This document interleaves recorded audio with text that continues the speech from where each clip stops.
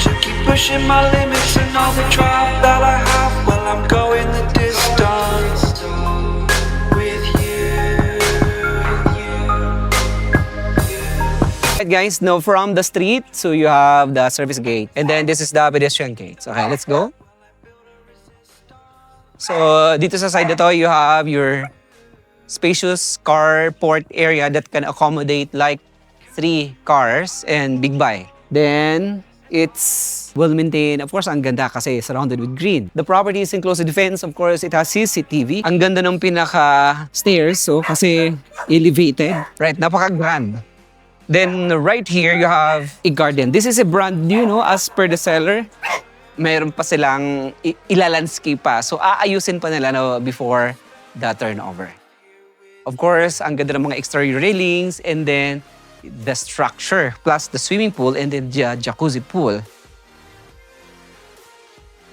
Anyway guys, no, if you haven't subscribed our channel, I invite you all to hit that subscribe button and click that bell button to get you notified for whenever we release new YouTube videos. Kung mayroon kayong mga property na seems like this, brand new resort, or brand new house and lot, or a brand new building, or any property na gusto nyo pong i-film with us, message us because marami tayong mga clients or mga investors, future, or home finders na still hindi pa nakakapag-acquire ng property. So marami po sila guys. So kung mayroon kayong mga properties like this, message us so we will broadcast your property for free. Right. Okay, so you have your beautiful staircase over here. Ang ganda, no? Look, oh, it's elevated. Now, after that side, so you have a additional sliding. Yan. Gates. Papunta dito sa pinaka functional area. You have your beautiful swimming pool. Modern swimming pool, you have your trellis, the jacuzzi pool, and then the property is fully fenced. You have the shower out right there, the staff room, the lounge area. Of course, you have a very long structure over here. Ito yung pinaka-dwelling unit. So it has 3 bedrooms, and then the staff room, plus the dining area. So it's a fully furnished. Ang ganda because from here, you have fruit benches, no? You have santol tree, and then you have your star apple.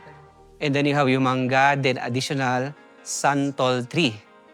So makikita mo yung property owner na to ay iniingatan din niya yung nature. Because this is a nature retreat. So seems like this. Instead na iputol, ito pong puno, wow look, nagdi-deprive sila, no? Instead na di-deprive nila yung straight ng kanilang roofings para ma-preserve itong puno. It's a big check, no? Now, over here, tingnan natin. This is the first room. So you have sliding glass with a screen. Okay, so let's dive inside. So upon entry, so you have your sitting area. You have a dining table.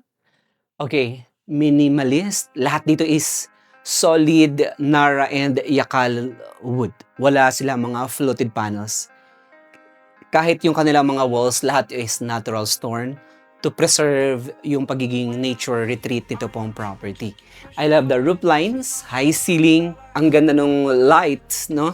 Yung liwanag ng property because maluluwag yung malalaki yung mga bintana with a screen. Then you have a smart TV over here, color combination. Yeah, nice.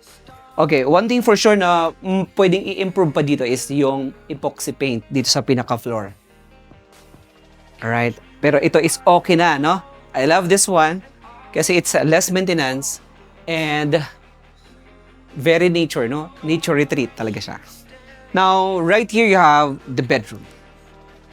Imagine, door pa lang. Look, this is a solid door. Of course, the door jamb. And then it's very tall.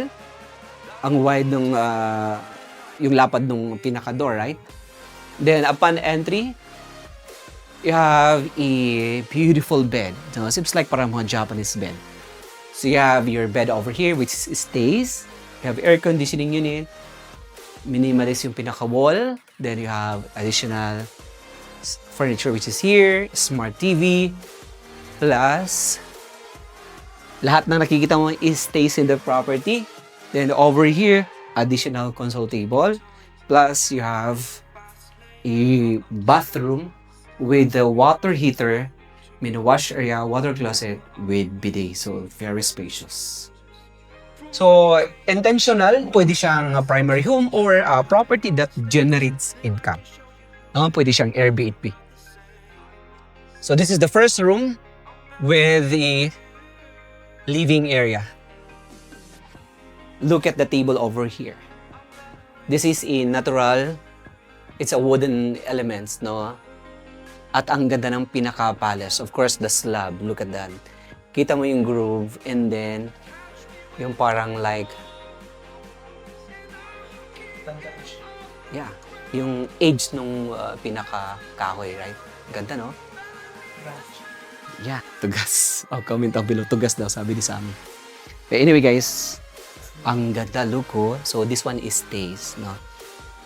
Madalang na lang tayo nagkakaroon ng mga property na lahat ay mga wooden elements, not fluted panels. Lahat ito maganda. Right. Then, imagine it's 510 square meters, a titled property. Now, over here you have a bench. And then this one stays. Of course, look at the wall. So, it's a natural stone. Makikita mo yung slab nito. Look, from here. Ayan, very makapal. Right, look. Tingnan mo, Sam. Follow me. Look. Right. So, ayan o. And then from far, right, look. Diba ang ganda? See? This is a brand new, guys. Ang ganda. So, sulit. Of course, you have your sliding glass with screen.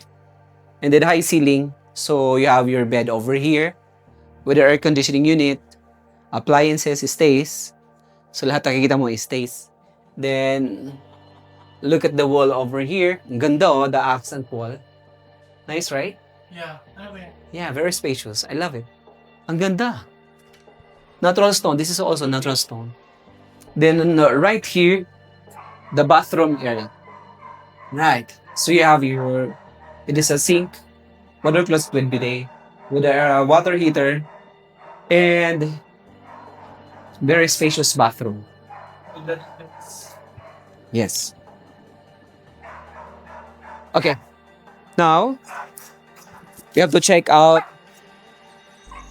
the family room, which is over here.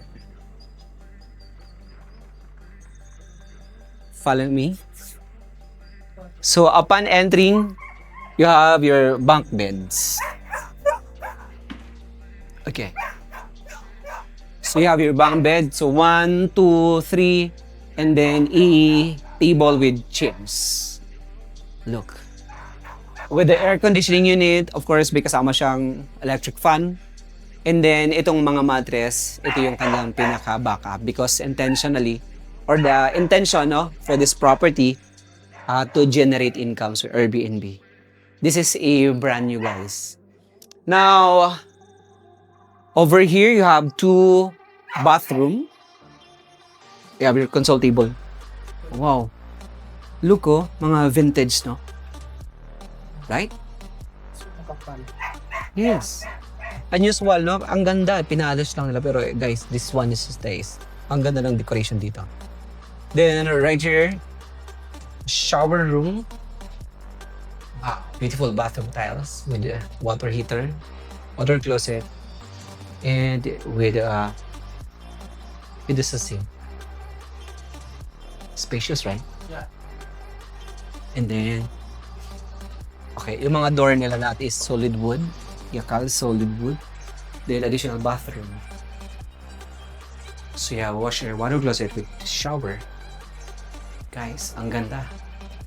Alright, so location natin, no? Dasmariñas, Cavite.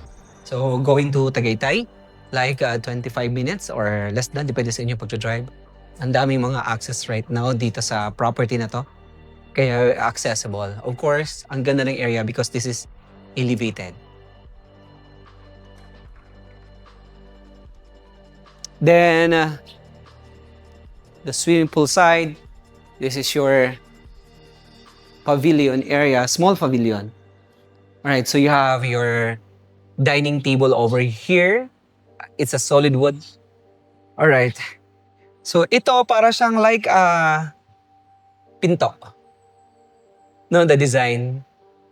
See? Ang ganda, di ba? And then you have your smart TV, of course, console table. Then you have your chairs and a set of tables. And then this one is stays. Ang ganda ng structural design. So, very maaliwalas. Then you have your U-shaped kitchen. So, then you have a double door refrigerator, the gas tank, and then a bathroom additional dito sa side na to. Tingnan natin. Right. So, this is the bathroom. Ayan. Tingnan mo yung bathroom. Look. See? Of course, mayroon siyang awning window. Right, since malaking property, so kailangan natin ng staff room. Okay, so have to check out together the staff room. Okay, from here,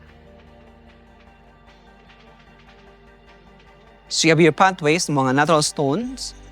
Then, dito sa side ito, you have the CCTV and then the shower area.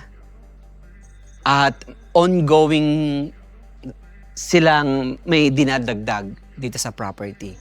So, not totally finished. And meron kang breeze wall para sa water tank. Ang ganda ng design, no? At least hindi mo makikita yung nasa loob because of the breeze wall. Then, decorative stone. Then right here, the staff room area. This is the staff room. CCTV. And then the CCTV room with the shower. So this room, maganda to. No? Very important yung room na to because from here, ito yung like a monitoring room. No? So from here, you have your 8 channel ng CCTV. You have air fan. And then dito sa side ito, it has a shower for the staff. So right here, pwede siyang magkasya ng bunk bed. No, what do you think? Bunk bed or double deck? Kasya, ma'am? Pwede. Alright. Pwede siya. And then this is the shower nitong staff. Yeah, this is the staff room area. Alright. Okay. Now, tingnan natin the trellis of facing dito po sa swimming pool. So, meron siya mga white stones. I love the surface. This one also, no? Ito ay like vintage, no? Yakal. Solid wood. Right, no? Mula siya sa mga lumang bahay, right? Yeah, and then the trellis. Look at that. Ang ganda. Yes, pinalish. Of course, in-enhance. This is overlooking. Look at that. With the view, no? Elevated, no? From the street, no? From the street. Then, this is the property. So, it's like mga 2.5 meters yung level from the street. So, yeah. So, elevated, no? Maganda. Ang ganda rin. And then, the orientation of the property is northwest. Yeah, this is a northwest. Facing sunset. It's a northwest, yeah. Pwede nyo ma-check, no, during the ocular, no, yung inyong gamitin yung inyong pinaka-compass. And this is the property, guys. Look at that. Tingnan yung property natin. Right, look. Nice. All right. Okay, so by the way, guys, so this property with a total land area of 510 square meters, enclosed with perimeter fence, 3-car port. Of course, you have a garden, you have 2 pool, jacuzzi pool, and swimming pool. So you have your trellis design, and then I think this is convertible in alfresco dining or etc. Then you have a big structure, so it has 3 bedrooms with 4 bathrooms, and then with the foot benches, additional pavilion area with a kitchen, and then the staff room. So it's a fully furnished property and clean title, no? Brand new. Selling in the market for 20 million pesos. If you are interested or anyone interested, message us today on the numbers visible on the screen. My name is Ray and I hope to see you in our next video. Thank you so much, guys. Daghang salamat. Gracias, amigo all over the globe. God bless everybody.